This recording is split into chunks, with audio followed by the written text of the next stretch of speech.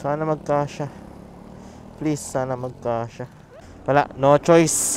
Isusukbit ko tong bag ko na to kasi yung isa sa mga strap na ginagamit ko is unfortunately naputol. Kaya mangyayari yan, all throughout ng biyahe natin, nakasukbit tong bag na to sa likuran ko, which is basically dagdag strain sa biyahe natin kasi may kabigatan tong bag. Dapat talaga iniwan ko na tong bag na to. Plano ko nang iiwan to sa Bicol kaso naisip-isip ko kasi na dalhin. Gawa ng may mga iba rin kasi ang gamit na kung tutuusin kailangan ko rin sa pag-uwi ng Cavite. Pero it is what it is. No choice kundi yan, ganyan nga. I-strap na lang natin siya na sukbit-sukbit sa ating likod. So magkakabote pa rin ako kasi hindi natin masabi yung panahon. Gawa ng nung umalis ako sa Albay, kala Casey, and umuulan. Hanggang dito sa may Sipokot, nag-uulan pa rin. Mamaya na ako magtatanggal ng kapote kapag kita akong clear na ang ating panahon. Ayun, ang bigat nga, grabe. Pero okay lang, tolerable naman. Bawal tayo mag-inarte kasi malayo pa ang uuwihan natin. By the way, di pala ako nakapag-intro sa inyo, no? And ito pala, isa pa palang problema ko. Kickstart lang ang gamit natin ngayon kasi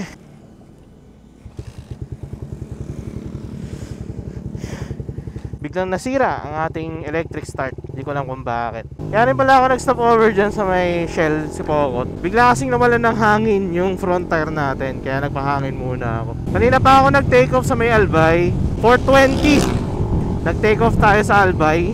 At ang time check natin ngayon is 6:13. Ito na, approaching na tayo ng Ragay del Gallego, Tagkawayan. Kung tutusin, makulim-kulim pa. Sana lang di na umulan kasi ang hirap bumiyahe ng nag-uulan. Madulas kalsada, walang makita. Ang worst pa, pag may nakasabay kang mga truck, yung mga talsik ng tubig nila, salong-salo mo. Kaya nakakalabo ng lens. By the way guys, siguro naman nabasa nyo yung title ng vlog na to, na yes, di pa ako nakakauwi ng Cavite, pero alam ko na agad na this will be one of my saddest ride, or technically this will be one of my saddest Bicol ride. Plano ko nga sana sa may Albay pala mag-intro na pero sige, isabihin ko na sa inyo, kwento ko na sa inyo habang di pa tayo nakakalayo, habang di pa tayo nakakarating ng Cavite. At para kahit paano makapag-vlog na rin ako kasi mamaya baka nag-uulan. So saddest siya kasi get a bad news from my family. Itong New Year nangyari, January 1, bagong taon. Fortunately, yung isa sa best friend ko na laging sumasalubong sa akin kada umuwi galing biyahe, sadly is hindi niya na kinaya. Ito yung aso kong si Moji. Hindi ko siya pinapakita sa vlog, hindi ko siya masyado ini-introduce sa inyo. Ang madalas nyo nakikita yung pusa namin. Pero bago pa ako magkaroon ng pusa, bago ko pa makilala si Casey, kami pa ng ex ko, saka ako nakuha si Moji. Binigay sa amin ng pinsan ko yung si Moji nung time na namayapa din yung father ko. And during that day, wala akong pakialam sa mga hayop. Wala akong idea kung paano mag-alaga ng hayop. Hindi naman sa walang compassion sa mga hayop, pero hindi ganun kalaki yung affection ko sa kanila. Kumbaga, pag may nakikita akong hayop, pag may nakikita akong aso, kahit ano pang breed yan, wala akong pakialam, hindi ko tinitignan or what. Pero simula nung nakuha ko si Moji, simula nung inalagaan ko si Moji, doon ko na-appreciate na ang sarap pala magkaroon ng alagang hayop. Doon ko na-appreciate yung benefits, pangtanggal stress pag nag-aalaga ka ng hayop. And si Moji, yung isa sa laging sumasalubong sa akin kada umuwi ako galing biyahe. For 9 years, ganyan ginagawa niya. For 9 years guys, kasama ko si Moji all throughout sa mga nangyayari sa akin sa loob ng 9 years na yun. Nakakalungkot lang kasi first aso ko yun. Sa mga kapatid ni Moji, siya na lang talaga yung tumagal. Kasi ibang kapatid niya, parang after 5 years, 6 years is namamatay na rin. Pero si Moji hindi, umabot pa siya ng 9 years. And sa tingin ko kaya niya pang umabot ng 10 years Sadyang inabutan lang talaga siya ng katandaan. Ang sakit lang, New Year na New Year, ganun na mangyayari. Tapos yung realization, yung feeling na kapag uuwi ako, na excited na makita ng aso ko, wala na.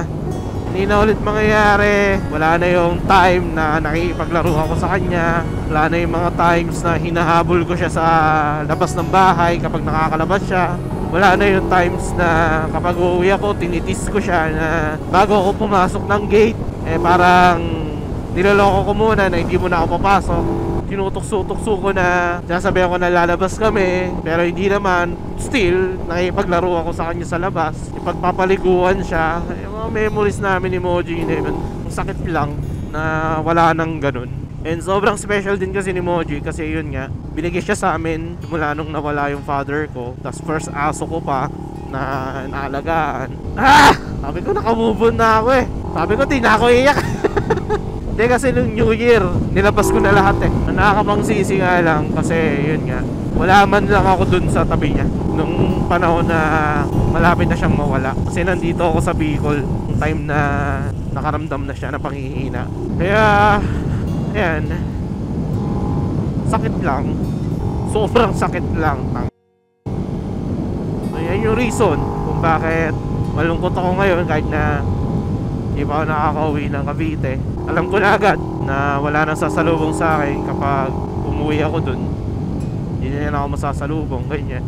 At the same time, yan din yung isa sa kinakatakutan ko. At nangyari na nga, kinakatakutan ko kasi yung tipong uuwi ako dun nang wala na siya. Yan yung isang kinakatakutan ko talaga.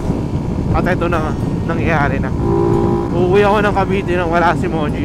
Parang hindi normal, parang hindi kompleto yung pag-uwi ko, hindi ako excited, ganyan. Wala na akong masi na aso or what. May mga pusa pa ako pero iba pa rin kasi talaga si Moji. Dahil kay Moji, naging affectionate ako sa mga hayop. Natutuwa na ako sa mga hayop. Naging maawain ako sa mga hayop. Kasi nga, iba yung feeling na may alaga kang aso, may alaga kang hayop. Ang kinamatay ni Moji is dahil sa katandaan, humina na yung kanyang immune system. Ay, hindi niya na talaga kinaya eh. Dinala ng family ko sa vet. Kaso, ayun, talagang sumuko na si Moji. Nakakalungkot lang na ganyan ang dadatnan ko pag uwi. Wala na siya. Marahil hindi ako makaintindihan ng karamihan sa atin. Karamihan ng mga nanonood sa vlog ko. Kung hindi nyo ako naiintindihan ko kayo. Kasi nasa ganyang sitwasyon din ako eh. Kasi hindi naman ako nag-aalaga, ganyan. Pero once na siguro na simulan nyo mag-alaga, maiintindihan nyo kung gaano kasakit. Especially kung first time nyo mag-alaga ng hayop. So, ayun yung reason kung bakit malungkot. Pwede nyo sabihin, pwede pa naman akong bumili ng isa pang aso or what. Marahil, ganun ang gagawin ko. Baka mag-alaga ulit ako ng aso.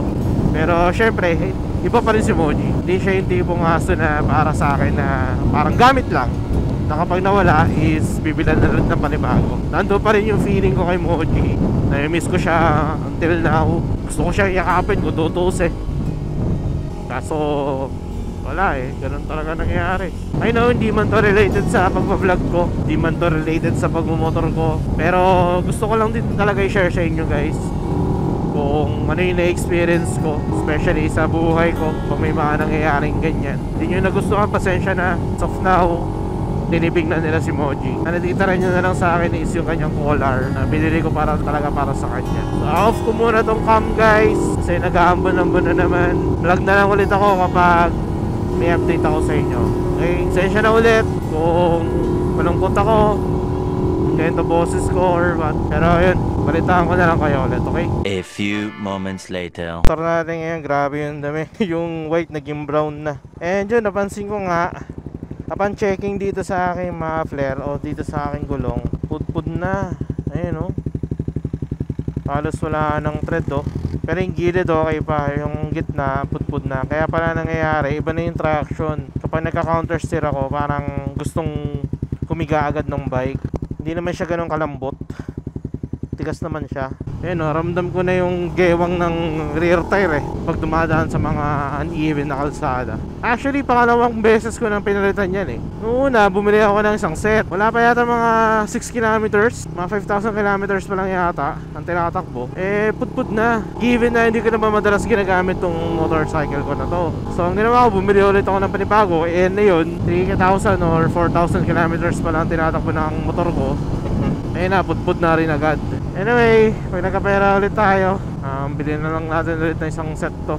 Benta na natin tong harapan. Kasi plano kasi mag 90-80 sa harap. Tapos dito sa likod, 100/80. Kaya pakabenta ko na lang to harapan na gulong. Anyway guys, Ayun, dito na ako sa may Tagaytay. Inaatake ulit ako ng lungkot kasi wala na si Moji sa bahay. Wala nang sasalubong sa akin. So, balitaan ko na lang kayo guys kapag nasa may bahay na ako or malapit ako sa bahay namin, okay? 2 hours later. Yo, nandito na ako sa may Lancaster.